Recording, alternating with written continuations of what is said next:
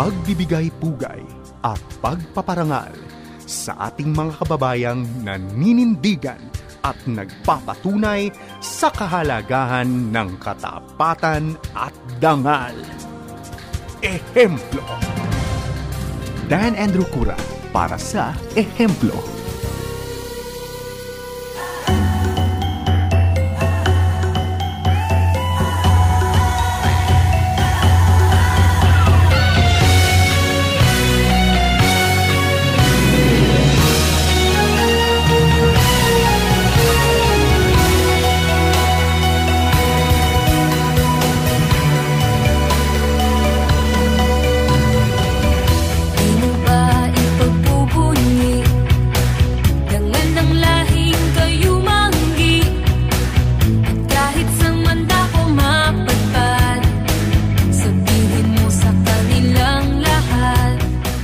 Magandang araw po sa ating lahat.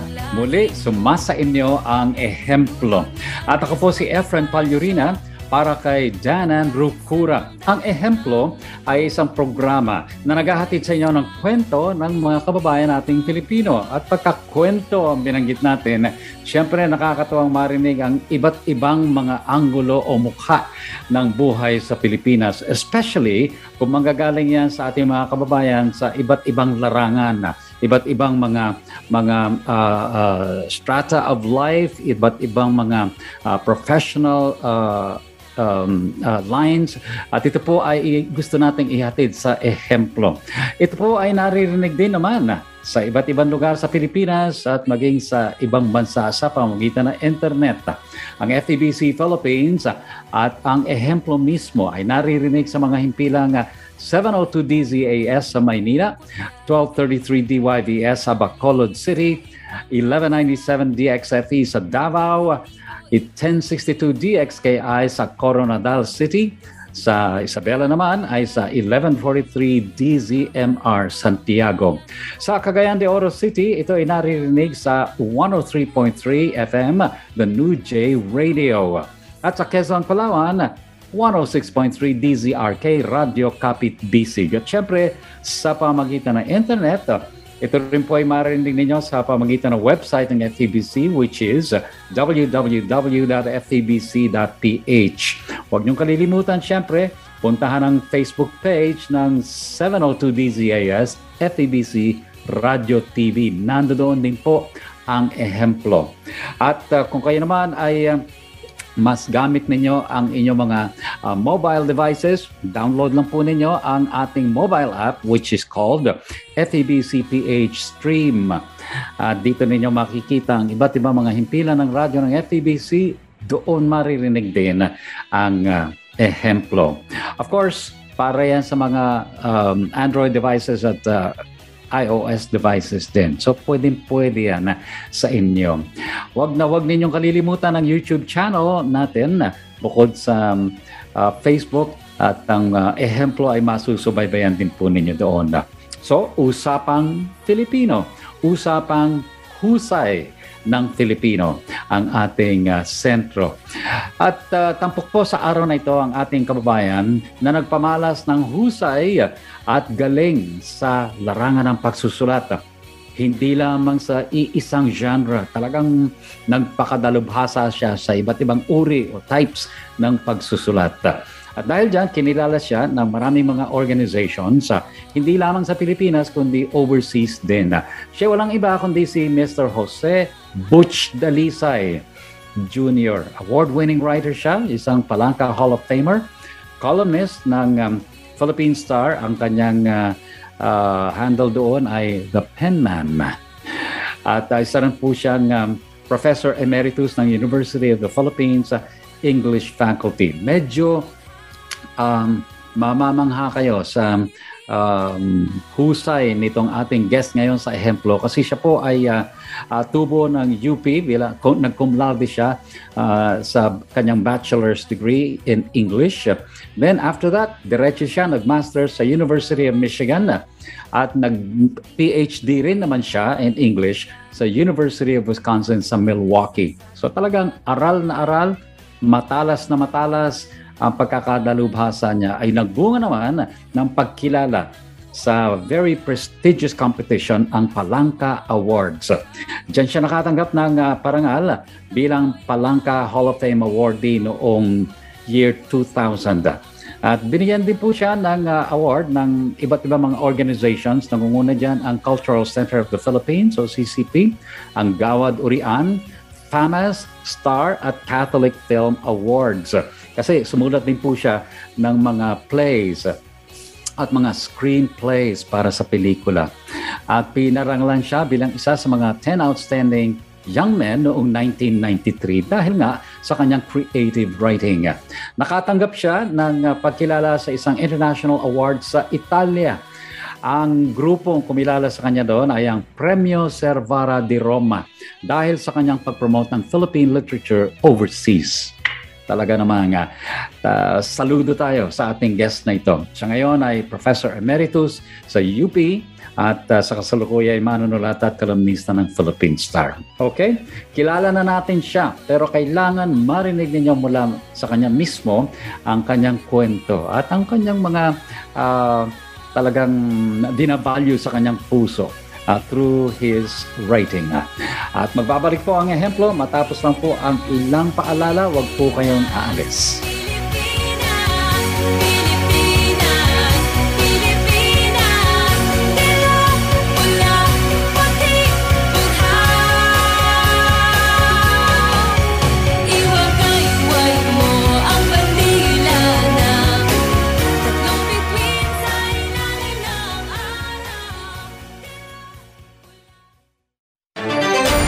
Iwasan ang pagkakaroon at pagkalat ng sakit na COVID-19. Palagiang maghugas ng kamay. I-check ang temperatura para sa lagnat. Umiwas sa matataong lugar. Iwasang hawakan ang mukha kapag hindi pa nakakapaghugas ng mga kamay. Iwasan muna ang pagyakap, beso-beso o paghalik sa ngayon.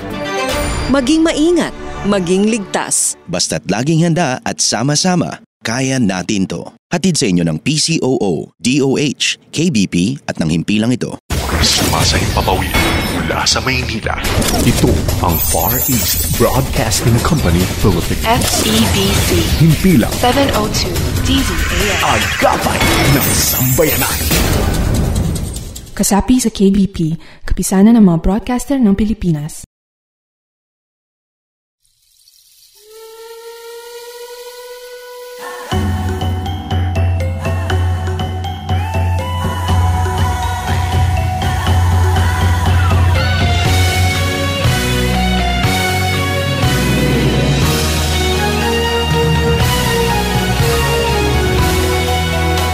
Babalik po ang ehemplo tulad ng aking nabanggit kanina sa pagpapakilala sa ating guest ngayong araw. Ang ating mga kausap ay si Mr. Jose Butch Dalisay Jr. Natitsyempohan ninyo ang kanyang mga isinusulat sa Philippine Star bilang penman. Yan ang kanyang bansag sa sarili. At baka ang ilan sa inyo na nakikinig at nanonood ay naging estudyante na ng Professor Emeritus na ito sa University of the Philippines na bahagi noon ng kanilang English faculty actively, although hindi na siya active ngayon bilang retirado na. So welcome to Ehemplo, Prof. Butch Dalisay. Maraming salamat, Kuya F. Salamat sa inyong paanyaya ngayong hapon. Ito ay nakakatuwang magkakwentuhan tayo dahil writing is such a powerful way to be active in nation building, in whatever advocacy meron ka. So sabi nga, the pen is mightier than the sword. Paano ninyo ipapaliwanag yun? Kung sakaling hindi pa yon common saying sa ating mga listeners, the pen is mightier than the sword. Well, ang pagsusulat ay nakikibaka rin sa katiwalian, sa kasamaan, at sa buong kasaysayan naman ng sangkatauhan, ang mga manunulat at mga artista, mga pintor, ang nangunguna sa pagbabago ng ating mga ideya na nagreresulta rin sa pagbabago ng lipunan. Kaya kaya nasabi yan na the pen is mightier than the sword. Kasi ang ating inaabot bilang mga manunulat ay yung isip at puso ng mga tao. Mm-hmm. Okay. Hindi natin sila pinupuksa o pinapatay.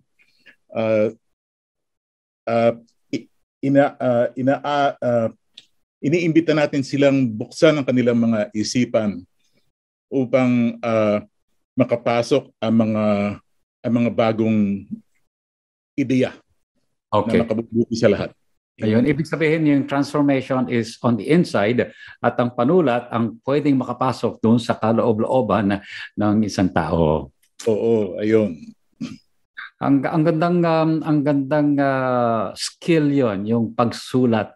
Pero Tolas, paano ba nagsimula ang isang Butch Dalisay sa pagsusulat? Ito ba ay talagang hilig na kahit bata pa lang o ito ay unti-unting umusbong sa inyo? Tulad ng maraming manunulat, ang aking pagsusulat ay nagsimula sa pagbabasa. Bata pa ako, nahilig na akong magbasa ng mga kahit anong uring aklat.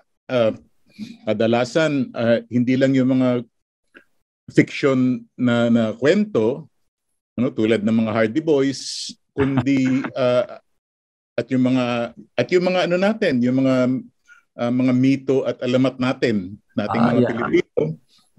Mahilig din ako magbasa ng Tagalog na comics noon. Comics, yes, okay. Kaya lahat ng klaseng babasahin binabasa ko nung maliit ako, kasi ang kwento niyan ay mahirap lang kami.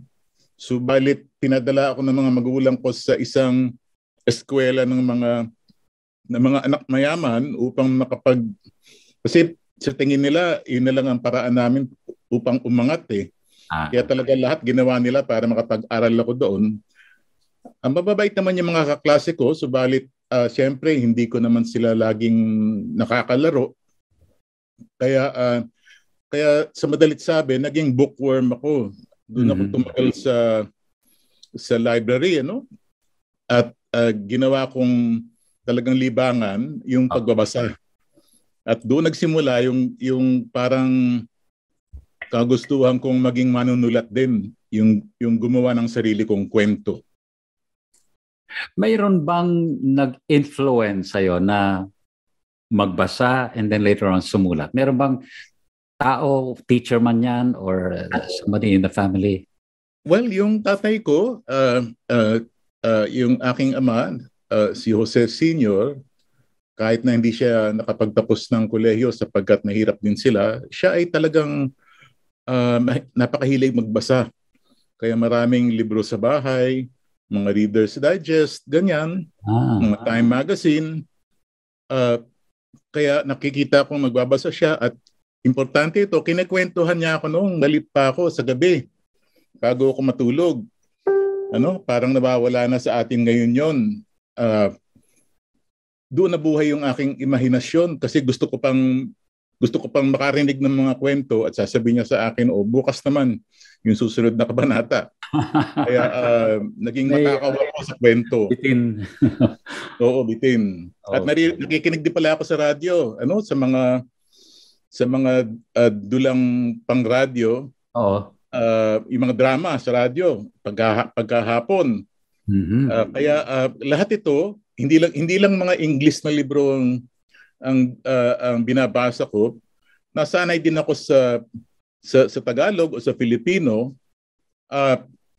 kahit sa pagkikinig lang, kasi mga Bisaya kami, galing kaming Romblon at lumipat ng Maynila, kaya hindi likas sa akin yung Filipino, pero natuto rin ako sa kapaparinig ng radyo. Maraming mga bata na nahubog sa pagbabasa at pagsusulat dahil nga sa pagbabasa ng kung ano-ano mga aklat, comics, magazine, pakikinig sa radyo, andiyan ang drama. Pero hindi lahat sila ay nauwi sa pagsusulat as a career at nagpakadalubhasa doon na. Meron bang writer na talagang nagsabi sa iyo na mukhang meron kang potential sa pagsusulat. Bakit hindi ito ang i-consider mong i-pursue? Meron bang ganon? Noong high school ako sa Philippine Science at ibang kwento pa yon kasi namiligro yung ano ko doon yung pag-aaral ko doon dahil nga mahina ako sa math pero magaling ako sa English. Kaya yung aking English teacher, si Mrs. Bea, siya yung advisor ko rin nung naging patnugot ako noong school paper. Siya yung nagsabi sa akin na tibayan ko ang loob ko sapagkat ayun nga, parang may kinabukasan ako sa pagsusulat. Kaya doon pa lang siguro napagtanto ko na hindi ako magiging engineer o scientist o ano. Gusto ko man kundi magiging manunulat ako sapagkat yun lang ang alam kong gawin ng medyo matino. Okay. So may influence mula kay tatay, may influence mula kay teacher Dea. Yes. At ito ay talagang so kahit na nasa isang science high school, hindi naging influence yung environment na yon para pumunta sa sciences. At naging influence, malakas na influence din sa akin yung pagiging science scholar ko sapagkat hanggang ngayon mahilig ako sa agham at teknolohiya. Frustrated engineer ako, bale. Pero mahilig akong bumutingting ng mga computer, mga kung ano-ano, mga lumang makinilya, mga lumang fountain pen ko. Tila dyan lumilitaw yung hilig ko sa science. At sa buong science mismo, in other words, yung aking sense of wonder ba, nakatulong yon sa aking pagsusulat, kahit na hindi scientific yung sinusulat ko. Oh, okay. Well, creative writing at writing ng iba't ibang uri, iba't ibang genre. You were into screenplay writing, into play writing. Ito ay talagang nagpapakita ng skill na basic sa lahat ng mga writers, yung command of the language.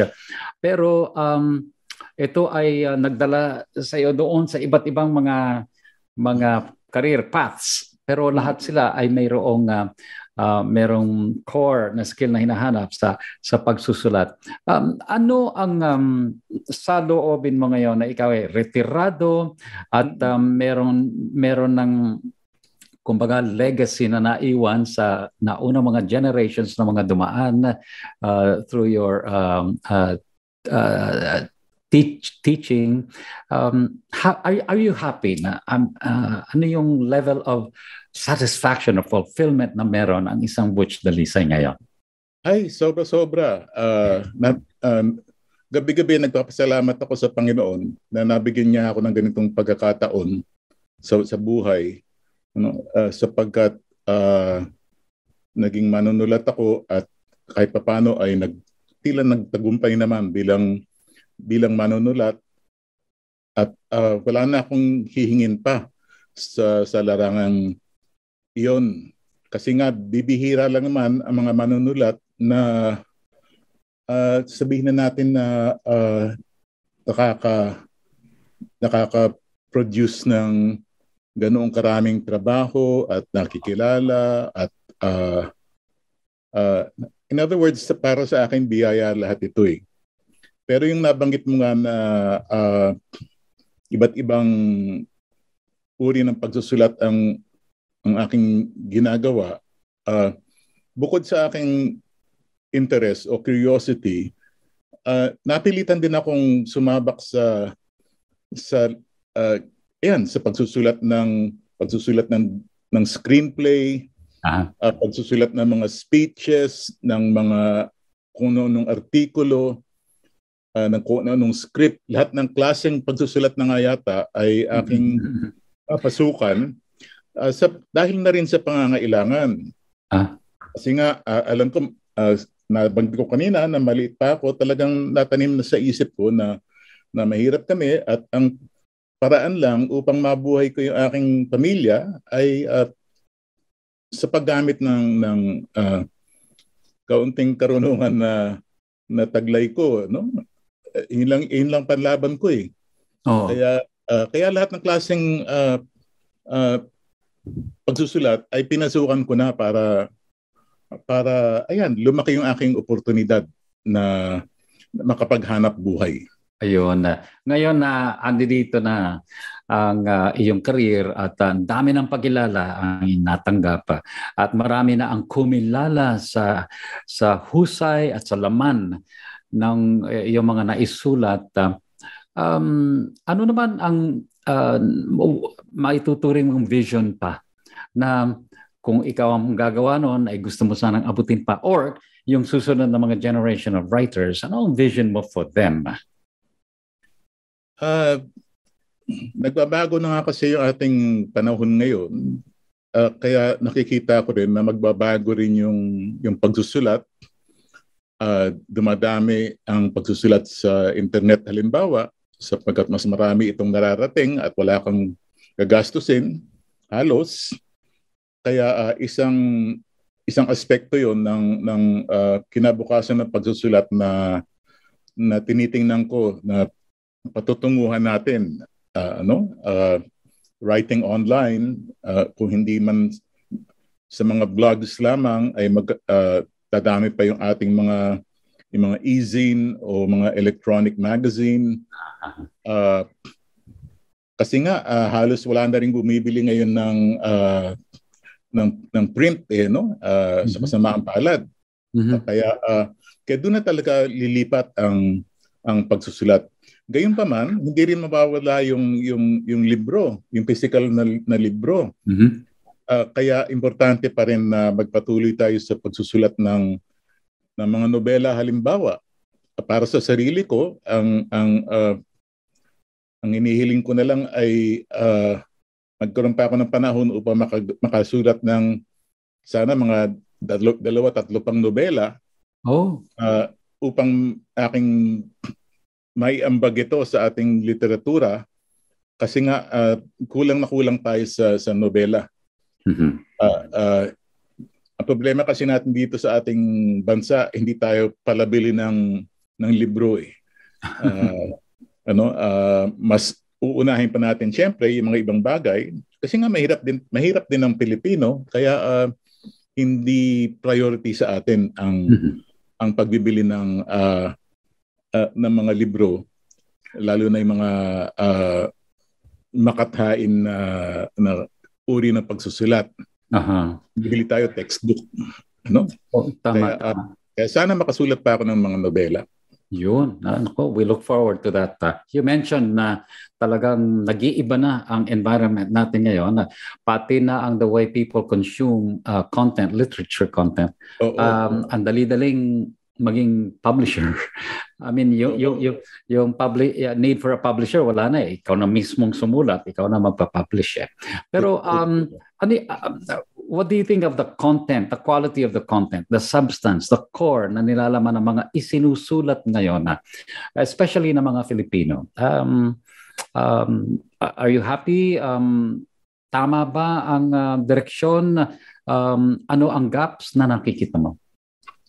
Well, patuloy naman ang pag-produce ng mga batang manunulat natin ng mga magagandang akda sa maikling kwento man o sa pagtutula.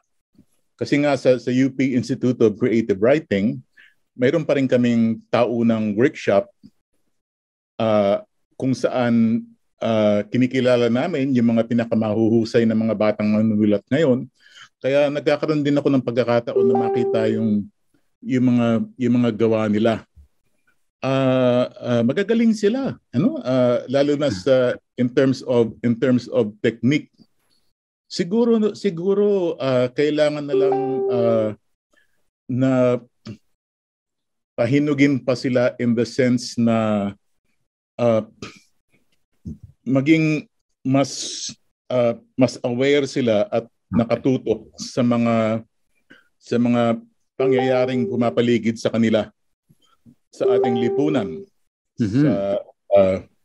sa politika, sa ekonomiya, sa kasaysayan. Yung ganitong uri ng kamalayan ay importanteng mataglay din nila upang magkaroon ng mas malalim na kabuluhan yung kanilang ginagawa at hindi lang maging libangan o escape ang pagsusulat sa ating mga realidad ngayon. Okay. Wow. Ang sarap i-unpack no na napaka malaman yun na. At ang sabi ng marami, ang young generation ngayon ay woke, mulat na mulat, pero what you are saying is kulang pa sa kamalayan. So kailangan ma-challenge pa natin ang mga potential writers ngayon at ang mga nagtatry na maging manunulat para lalo pang lawakan ang kanilang vision para ma-embrace yung talagang realidad, hindi lang superficial kundi yung nasa malalim pa. Okay. Hindi lang naman siguro kulang sa kamalayan kasi talaga nandiyan na yung sentimiento nila na gusto nila ng pagbabago, gusto nila ng progreso sa ating lipunan. Pero kung manunulat ka, kailangan i-disiplina mo ang kamalayang iyan. Kailangan bigyan mo ng isang malinaw na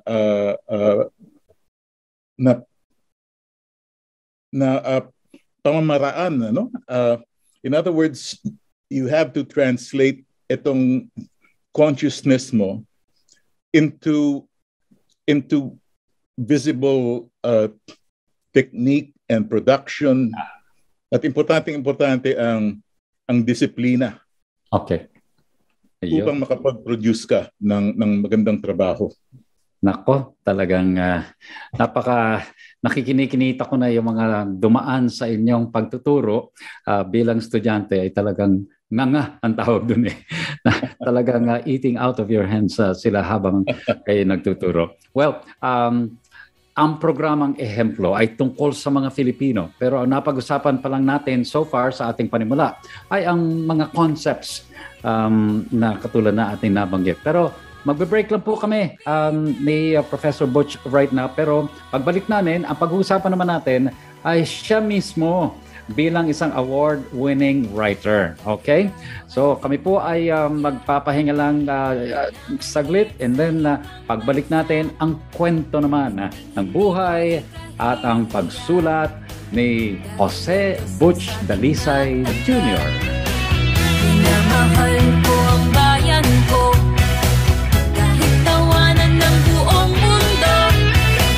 Taas mo o paghusayan mo, pakita mo'y kay Pilipino. Iwagay-way mo ang bandila na tatlong bituin sa ilalim ng araw. Tila, pula, puti,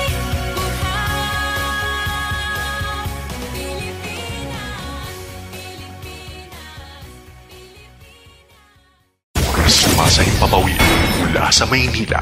Ito ang Far East Broadcasting Company Philippines. FEBC. Himpilang 702 DZAS. Agapay ng Sambayanan. Kasapi sa KBP, kapisanan ng mga broadcaster ng Pilipinas. Iwasan ang pagkakaroon at pagkalat ng sakit na COVID-19. Palagiang maghugas ng kamay. I-check ang temperatura para sa lagnat. Umiwas sa matataong lugar. Iwasang hawakan ang mukha kapag hindi pa nakakapaghugas ng mga kamay. Iwasan muna ang pagyakap, beso-beso o paghalik sa ngayon. Maging maingat, maging ligtas. Basta't laging handa at sama-sama, kaya natin to.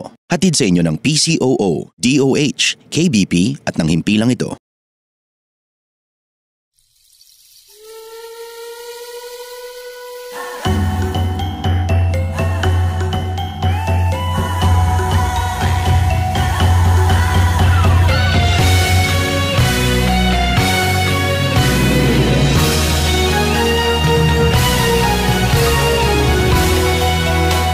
tayo sa ehemplo. Today, ang guest natin ay si Mr. Jose Butch Dalisay Jr.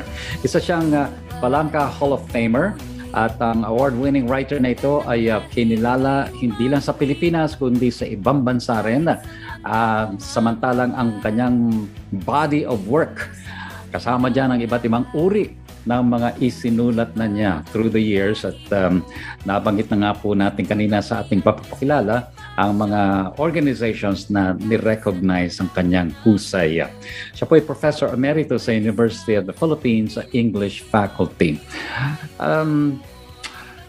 Professor Butch, kayo po ay nagkaroon na ng time at ang bunga ng inyong pagsusulat ay kasama dyan 40 different books na na-publish under your name.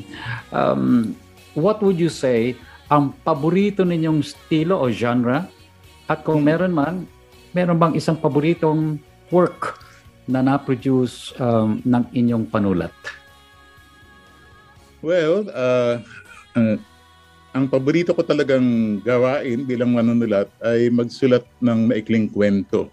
Yung short story talaga ang doon ako pinaka-komportable, doon din ako pinaka-challenged na mag-produce ng magandang trabaho.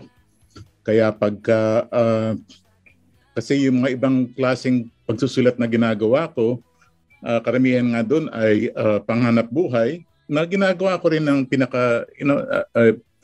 tulad nga sinasabi ko sa mga estudyante ko, when you take on a writing job, do it as your first, last, and only job. Kahit ano pa yan. Okay. Para maging professional yung yung attitude mo sa trabaho. Pero yung talagang refuge ko ay yung short story. Doon ako masaya ako pagka nagsusulat ako ng maikling kwento kasi hindi ko alam kung saan pupunta yun. Para akong bumibiyahe na ng walang malinaw na destinasyon. Kaya pero sa ngayon siguro maswerte na ako kung makagawa ako ng isang maikling kwento isang taon. Nung mas bata ako, nakaka-4 ako isang taon, ganyan. Pero ewan ko ba, talagang siguro bumabagal din yung imahinasyon mo. Mm-hmm. Pero lumalalim naman sa pagdaan ng panahon. Okay. Ano ang role ng history, ng kasaysayan sa iyong body of work?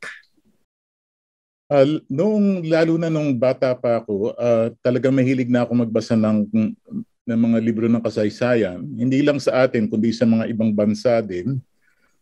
At sa totoo lang, noong bumalik ako sa UP, kasi matagal akong nag-drop out at bumalik ako sa pag-aaral, pinagpilian ko na kurso ay English at History. Gusto ko talaga sana mag-aral ng kasaysayan, subalit English na lang ang pinili ko upang mas mabilis akong matapos. Pero hanggang ngayon, siguro kalahati ng mga libro ko dito sa bahay ay history books.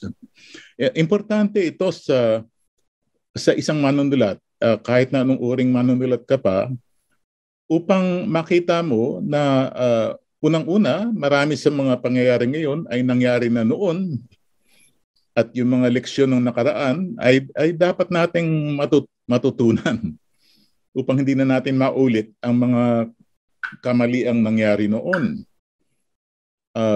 Pangalawa, ang kasaysayan ay puno ng material para sa manunulat. Na hindi pa nga natin parang parang dagat yan na sinisisid mo. Ang dami mong nakikitang mga hayop, mga tanawin na hindi mo makita sa labas. At hindi mo alam kung gaano kalalim yung tubig. Ganyan ang kasaysayan para sa akin. Kaya inihimo ko yung aking mga estudyante sa pagsusulat na maging interesado sila sa kasaysayan. At hindi lang sa kasaysayan, kundi sa politika, sa ekonomiya, sa siyensya, sa lahat ng mga bagay na importante sa tao ngayon. Lalong-lalo na tulad ko, hindi lang naman creative writing ang ginagawa ko, meron din akong opinion column ngayon sa Philippine Star. Na minana ko kay sa yumaong Manong Frankie Shunil Jose. Okay. Kaya pagka magbibigay ka ng opinion ay dapat ay pinag-aralan mo rin ang sinasabi mo, at maraming bagay diyan ay may kinalaman sa politika at ekonomiya at kasaysayan. Kaya pag manunulat ka, dapat interesado ka sa lahat ng mga bagay na ito. Mm-hmm. Sinasabing sa pagsusulat, sa pagbuo mo ng anumang uri ng content, ay laging isa-isip kung ano yung laman, yung substance. Content is king, ika nga. Pero sa panahong ito, yung content na yon ay doubtful madalas dahil nga sa pagpasok ng konsepto ng disinformation, ng fake news, ng alternative facts. Ano ang ginagawa nito doon sa purity sana ng the facts of history, truth versus perception? Ang laking impact niya. But how do you see it? Itong fake news tinatawag na revisionism, ito ang pinakamalaking salot sa ating buhay ngayon, lalo na sa politika, sapagkat gumagawa tayo ng mga importanteng desisyon batay sa maling impormasyon. At nakakatakot yan para sa ating kinabukasan.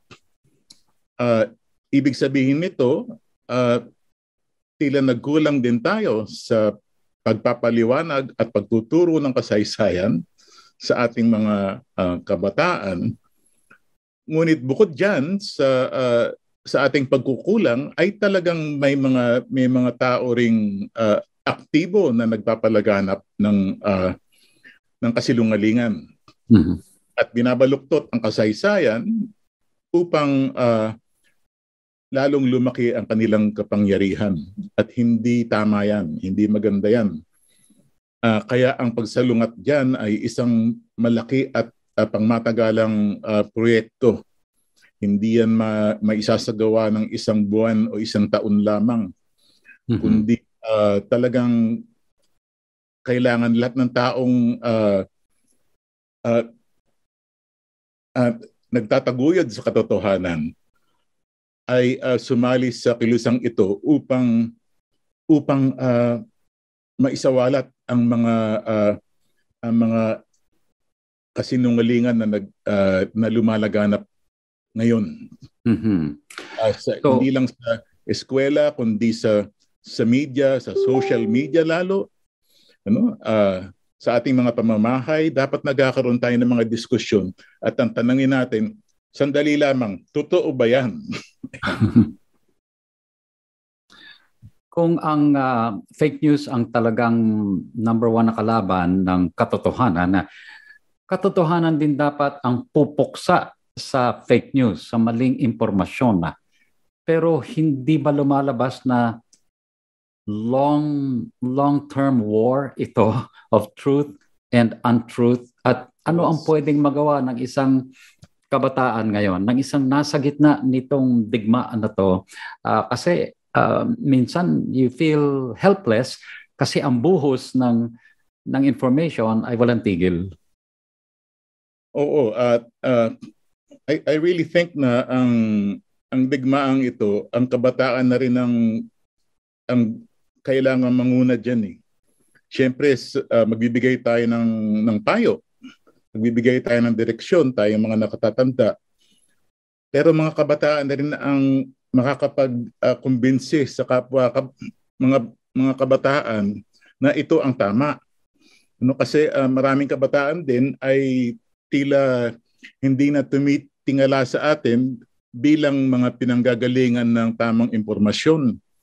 Kasi marami rin silang maling impormasyon na nakukuha rin sa mga matatanda. In other words, yung mga dating mga institusyon na pinapaniwalaan ng taong bayan, ang pamahalaan, ang mga eskwela, ang simbahan, ang media, lahat ito ay ngayon ay in one way or another compromised, dahil may mga nasasabi silang tila hindi rin tama o hindi ka panipaniwala.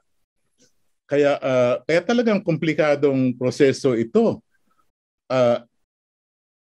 Malaking bagay sana kung magkaroon tayo ng isang pamahalaan na talagang halimbawa titingnan ng ating mga textbook upang maituwid ang mali doon, at meron tayong mga periodista o mga tao sa media na hindi bayaran, na hindi magpapalaganap ng kasinungalingan.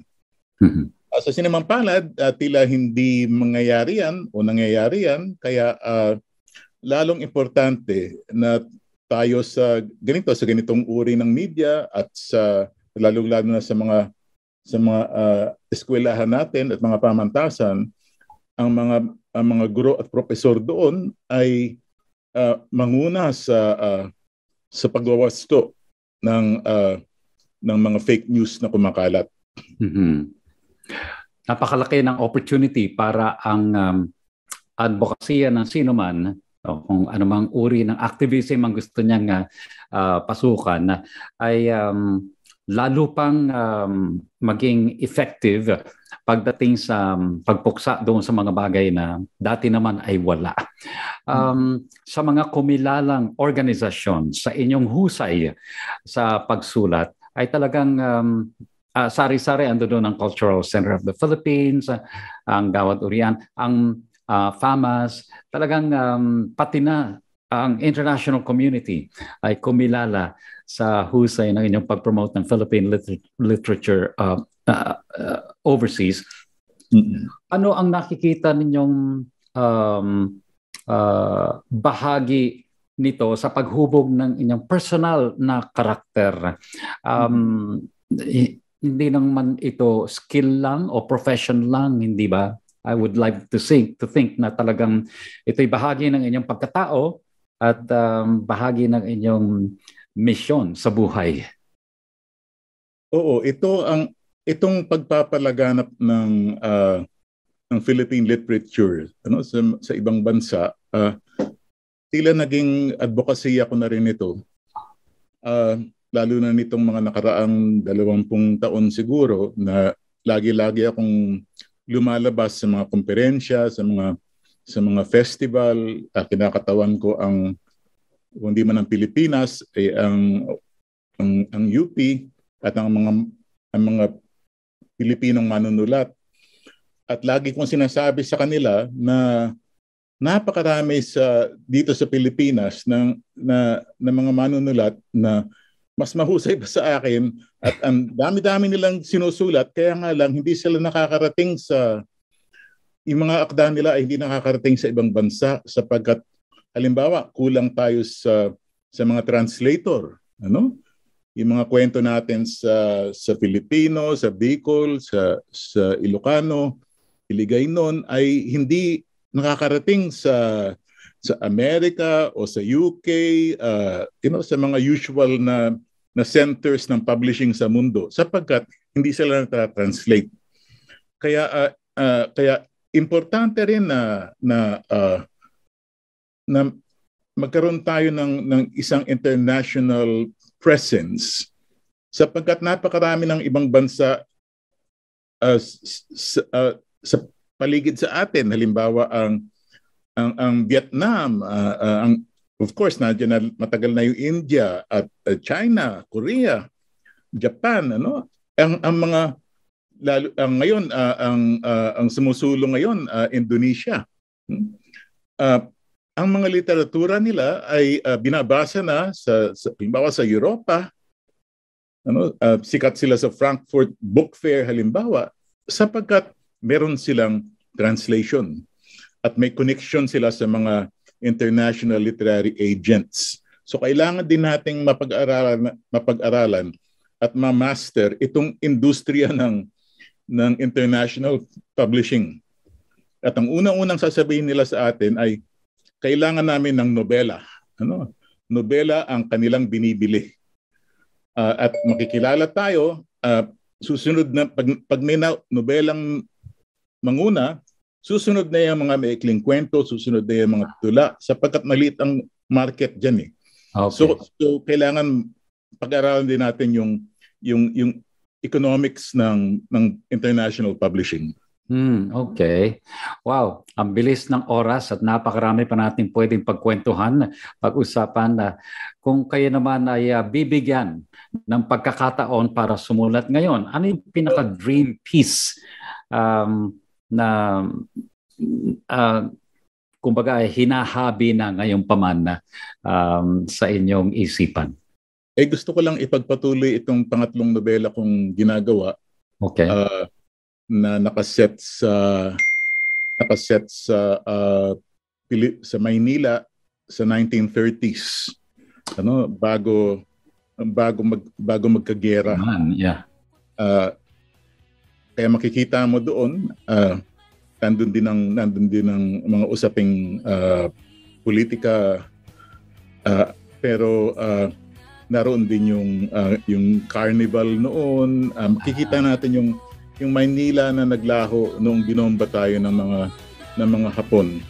Yeah. At ano yung pinagkaiba ng buhay noon at ngayon.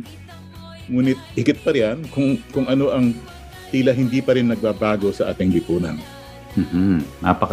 May title na ba yun? Wala pa. Siguro hanggang doon nila ako magkukwento at para hindi Sige. Okay. Sige, nako. Kausap po natin ngayon ng isang award-winning writer. Siya po ay walang iba kundi si Mr. Butch Dalisay Jr. At babalik po tayo after a short while dito pa rin sa ating Ehemplo program mula sa FEBC Philippines.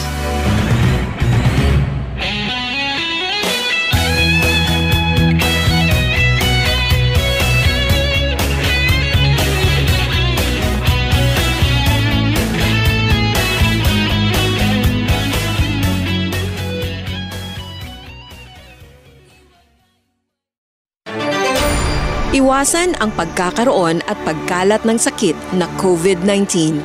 Palagiang maghugas ng kamay. I-check ang temperatura para sa lagnat. Umiwas sa matataong lugar. Iwasang hawakan ang mukha kapag hindi pa nakakapaghugas ng mga kamay. Iwasan muna ang pagyakap, beso-beso o paghalik sa ngayon. Maging maingat, maging ligtas. Basta't laging handa at sama-sama, kaya natin to. Hatid sa inyo ng PCOO, DOH, KBP at ng himpilang ito. Sumasahipapawi mula sa Maynila. Ito ang Far East Broadcasting Company Philippines. FEBC. Himpilang 702 DZAS. Agapay ng sambayanan. Kasapi sa KBP, kapisanan ng mga broadcaster ng Pilipinas.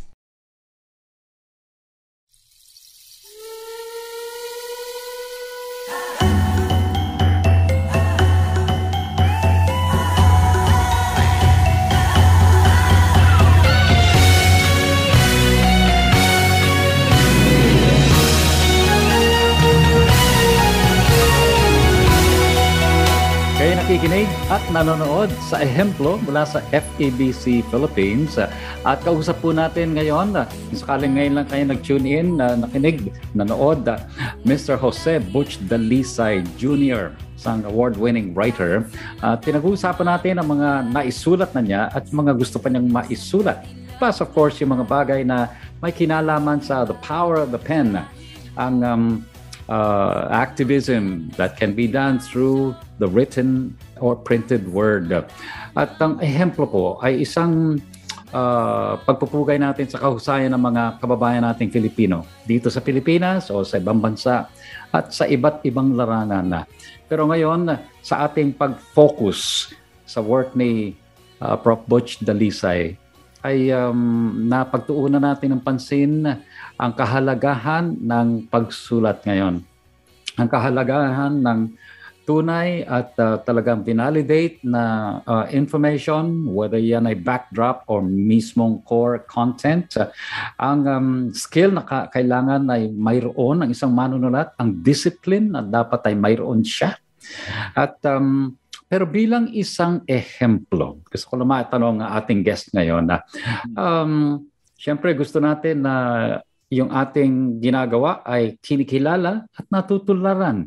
Paano ba naaabot ng isang tao ang estado na siya ay sasabihan ng iba, paglaki ko, gusto ko maging katulad niya? Paano ba maging isang ehemplo? Kailangan mabuhay ka ng matuwid. Hindi magiging madali ang buhay ng manunulat. At maliligaw ka rin, magkakaroon ka ng maraming pagkakamali. Kasama na yan sa iyong pag-aaral at pagmamature bilang manunulat. Ano? Pag sinabi kong mabuhay ka ng matuwid, at least sa loobin mo, tinataglay mo ang kahalagahan ng kabutihan at katotohanan. Hindi ka magiging mahusay na manunulat kung buktot ang iyong mga hangarin. Kung magsusulat ka lang para sa kapangyarihan o sa pera o sa ikagaganda ng buhay mo, hindi rin maganda ang kalalabasan ng iyong isusulat. Kaya importante na lahat man tayo ay sinasabing makasalanan o magkaroon ng mga pagkakamali sa buhay, maling desisyon, makasakit man tayo ng ibang tao. Ang pagsusulat natin, doon tayo bumabawi. Doon ang pagsusulat natin ay tila isang pangungumpisal upang sana mapatawad tayo ng Panginoon at ng ating mga mambabasa at makita nila na may taglay tayong kabutihan na atin ding pinapaabot sa mga ibang tao, lalong-lalo na sa mga mambabasa sa kinabukasan. Mm-hmm. Napakaliwanag ng paliwanag na yon kasi kinikilala noon yung interaction sa pagitan ng isang manunulat at ng babasa sa kanyang isinulata. In a way, ang writer ay teacher din, preacher din, influencer definitely. Paano ang mangyayari kapag ang isang manunulat ay nagkulang doon at nawala ng integridad yung kanyang produkto? Parang na commercialize lang, para lang kumita, para may maibenta. At kung ano yung uso, sige, ito na lang kasi mas madali ko itong maibebenta at mas madaling tanggapin ng editor. May ganun bang pangyayari? May ganun bang tukso na nadadaanan ng isang manunulat? Oo, sa lahat ng manunulat ay talagang darating yung ganyang mga panahon, sa akin din lalo. At hindi ko minamaliit yung mga nagsusulat upang maghanap buhay, ano? Na gumagawa ng mga commercial na produkto tulad ng script para sa teleserye o para sa advertising, o maaring speechwriter ka ng isang politiko. Subalit, maari ka naman kasing nasa sayo na yun eh, no? Kung ano pinakamahalaga sa buhay mo. Maaring ang pinaka-importante sa panahon ngayon ay buhayin mo ang pamilya mo. Sinasabi ko rin sa mga estudyante ko yan na ibahin mo yung pagsusulat mo para sa ibang tao at yung pagsusulat mo para sa sarili mo. Ngunit hindi rin ibig sabihin noon na yung pagsusulat mo para sa ibang tao ay gagawa ka ng kasinungalingan. Palagay ko, nasa konsyensya mo na yan. Dadalhin mo na yan. At wala namang baril na nakatutok sa ulo mo na isulat mo to o kundi mamamatay ka. Kaya halimbawa, marami rin siyempre lumalapit sa akin na politiko na kinakausap ako at sasabihin nila, maaari mo bang sulatin yung talambuhay ko? At marami na rin akong pinahindian na ganyan. Sapagkat unang-una, alam ko gagamitin lang nila ito upang magpalaganap ng hindi maganda at hindi tama. Kaya nasa sa bawat manunulat yan. Napakalaking hamon sa bawat manunulat, yung pagpapanatili ng iyong integridad at ng iyong pagiging upright bilang isang tao. Ano ang pwede mong iwanan sa ating audience ngayon? Ano man ang career nila, whether writer ang pinupursue nila or pagiging scientist or engineer, in the end, ano man ang tinatahak nating career path or advocacy, meron mga life lessons na napipick up tayo, especially one na katulad mo, meron ka ng mga matataas na mga na-achieve. Ano ang pwede mong iwanan sa kanila ngayon? Sa palagay ko, ang bawat isa sa atin, manunulat man tayo o magtataho o kahit na ano pang istasyon natin sa buhay, ang importante sa atin ay maging responsible citizen, at gamitin ang ating kaalaman upang maitaguyod din ang buhay at kabuhayan ng ating mga kapwa Pilipino. We need to be people of compassion. At palagay ko, may mga magandang nangyari na nitong mga nakaraang buwan na patungo diyan sa isang kilusan ng mga professional na tututok sa pangangailangan ng kanilang mga kapwa, hindi lamang sa panahon ng pangangampanya. Palagay ko isang leksyon yan na natutunan natin ngayon. Para sa akin bilang manunulat, habang tumatanda ako, lalo kong naiisip ang aking sarili bilang tagapagsalita para sa mga hindi marunong magsalita o hindi makapagsalita. So nagsusulat ako hindi lamang upang masayahan ako sa aking husay at talino o para mag-enjoy lamang ako sa aking kaalaman, kundi again upang itaguyod ang mga taong hindi makagawa ng aking nagagawa at magagawa. Napakayaman ng mga naiwan natin sa ating mga listeners ngayon. Thank you so much for hindi lang para sa panahon kundi para sa wisdom na rin na galing sa isang buhay na talagang kinilala ng marami. Thank you for your life work at kasama na kami sa mga kikilala sa husay ng iyong advokasya. Naging guest po natin sa ehemplo ngayong araw, Jose Butch Dalisay Jr., manunulat, influencer, isang mandirigma na ang gamit ay ang weapon of the pen. Maraming salamat po, sir. Maraming salamat din. Maraming salamat sa inyo lahat. Nabuhay kayo.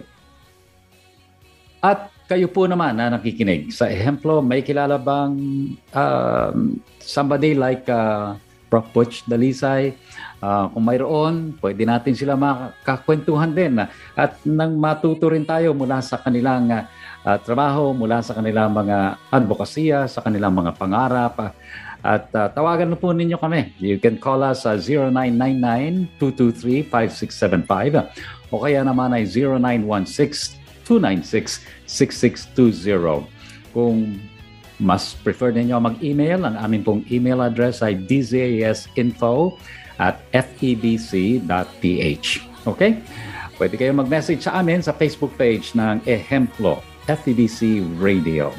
Sa ngalan po ng ating production team, Aruel Mendoza at Brian De La Cruz, ako po naman si Efren Palyorina, pansamantalang mahalili kay Dan Andrew na nagpapaalalang saan man, kailanman, at kahit sa maliit na paraan, maging isang mabuting ehemplo ka, kaibigan. Maraming salamat at mabuhay ka.